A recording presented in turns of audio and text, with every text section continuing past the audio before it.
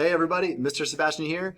Welcome to video number 1 for the Email Scavenger Hunt Challenge. In this video, I'm going to show you how to complete the first 4 steps in the Email Scavenger Hunt Challenge. You need to do all 4, starting with step 1, then step 2, then 3, then 4.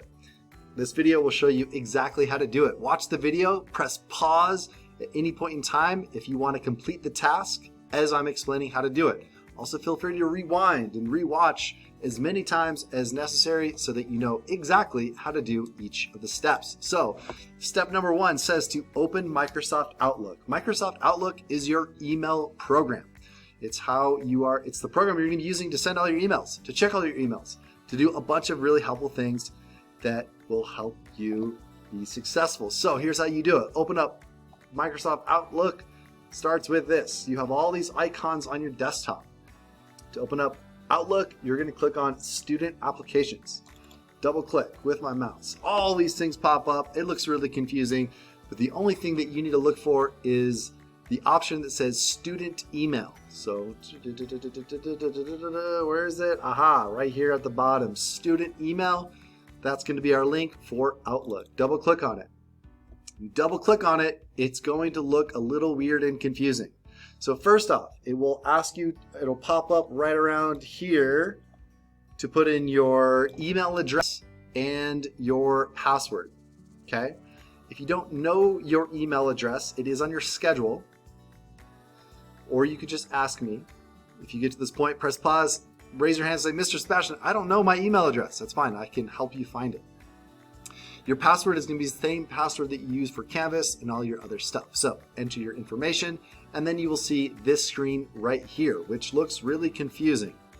There's a lot going on. But the only thing you need to know is there's these list of icons over here. This is everything in the Microsoft suite. So everything from Word to PowerPoint to this O right here. If you hold your cursor over it, it even tells you it's Outlook. You want to click on that. That's Outlook. Click on Outlook and the program will magically open. And this is your email universe, okay? So the first thing that you need to do while you're in here, that's number 2 on your list, is to check your inbox. Delete any unnecessary emails, and here's how you do that. So on the left, you've got everything from all these options. So you got junk email, deleted items. You can click on it, but we don't really need to. What we want to do is you want to click on Inbox. Inbox means it's packages or letters waiting for you in your email to read.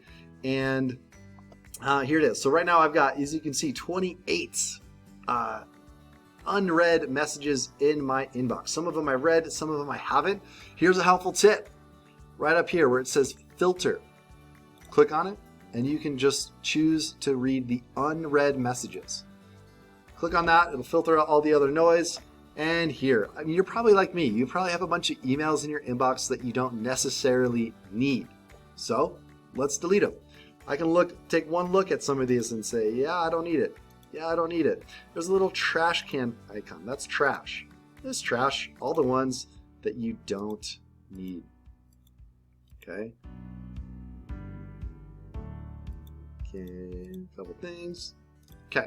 I'll stop it there, but you want to make sure that you go through and delete anything that's unnecessary. If you have an email that you're like, oh, that's not total junk, maybe I should take a look at that. Click on the message in the inbox and it'll pop up here. Okay? So the next step would be to read any important emails that might be important right now. Okay?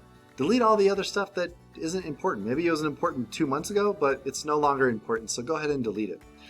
So the question now is step 3. Where do we put the emails that are actually important that we know we need to maybe respond to, or just they're helpful information that we need to know about?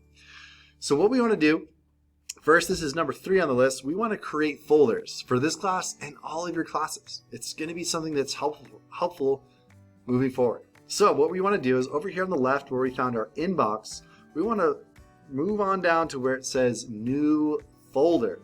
Click on New Folder. And we're going to make a new folder. Start with CCA. Then maybe Math. want to make a science folder. Okay? Point being is that if you get an email from any of these teachers that's important, maybe some information about an assignment or whatever, you're going to click on that email. Look, I got one here from Robert Sebastian. Ooh, that's my CCA teacher. Click on it. Obviously, this is just a sample one. And what you can do to sort of organize this inbox is I can take this email, if I click on it, holding down my mouse, and I can tell that I'm holding on to it because it looks a little different. It says one conversation. I'm going to move it over to the CCA inbox. I'm going to hold it over the CCA inbox. I'm going to let go of my mouse, and it's going to drop in. Now I've got one thing in my CCA folder. Okay, that's step number 3. Make all your folders for all your classes. And if you have any important emails for science, move them to your science folder. If you have any important emails for math, move it over to math. All right. Number 4, I'm going to show you how to pin an email. This is actually really important to me because I sometimes, with all the emails coming in, I have a hard time remembering what's important and what's not. So here's a really, really important tool.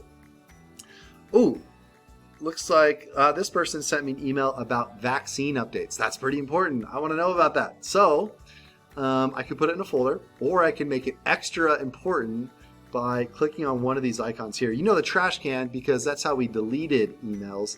If you move over here to the pin, this little push pin symbol, if you click on that, it pins the email and it sends it to the top. So no matter what, you can get 1 million emails tomorrow, it's still going to be at the top. So you can remember that this is an important message that you either need to respond to or you need to access that information. See, I got some here. Okay, that's step number 4. Or actually, it's step 1, 2, 3, and 4. Pause the video, rewatch if you had any trouble getting those steps done.